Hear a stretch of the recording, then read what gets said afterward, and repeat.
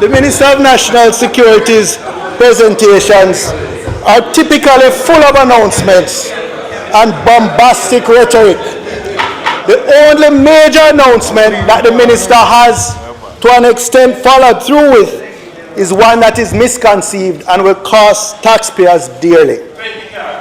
That is, we will increase the mobility of the police using used vehicles. Notwithstanding an available budget of over $500 million to purchase 240 cars, all that the police received during the entire fiscal year was 40 used vehicles. The ministry could only organize itself to procure and have delivered 40 vehicles, even though they had $500 million available. Used cars for the police, but only new cars for the minister's office or the ministry. The new Corolla XL has a more powerful 1600cc engine versus a 1500cc engine for the Axio. It has a more spacious interior, a stronger suspension system since the Axio is only manufactured for the domestic market in Japan. And the new XL comes with a 3-year manufacturer's warranty. But the minister pays more than 80% of the new Corolla price for a 3-year-old Axio with a smaller engine, weaker suspension, cramped interior, and no manufacturer's warranty. How come? Ministry issued a tender for used cars. The successful bidder will supply 80 Toyota 2012 Axios and 120 Hilux 2012 pickups at a total cost of $427 million. But tendering locally on these 80 Axios and 120 pickups is really an inane exercise, because no single local dealer would have these quantities in stock. So a local dealer can only tender at a speculative price, then attempt to find vehicles to import for that price if they are successful. The buyer, the Ministry of National Security, has to evaluate the bids purely on price because there are no actual cars to be inspected.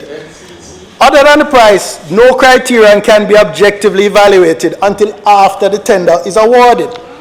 Additionally, the condition of a 5-year-old vehicle varies widely.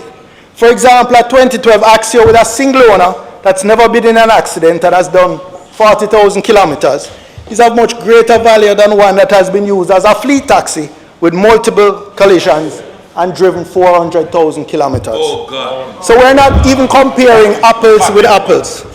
The successful dealer with the lowest price will then have to purchase vehicles in the poorest condition because these are the only vehicles that will be available for the lowest price. So the minister has designed a system that is guaranteed to deliver used cars that are in the worst possible condition to our police force.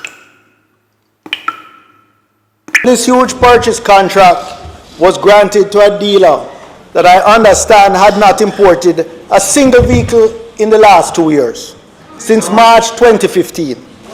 Yet the ministry has handed over $200 million to this entity as an advance or deposit.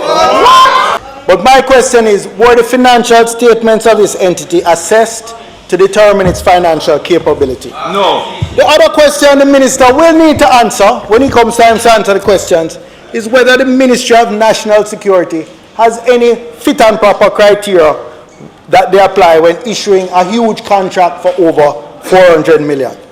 Does it matter, for example, whether a director or shareholder of a supplier company is the subject of adverse traces, to use the Contractor General's term, by local or international law enforcement, or has previously convicted of narcotics-related offenses or deported for these offenses?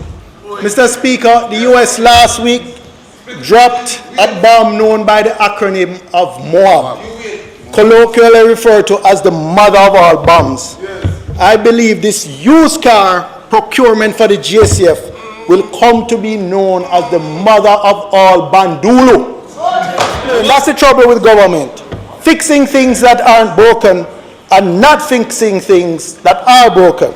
Minister, you and your team are fixing things that weren't broken. Or put another way, you're breaking things that were fixed.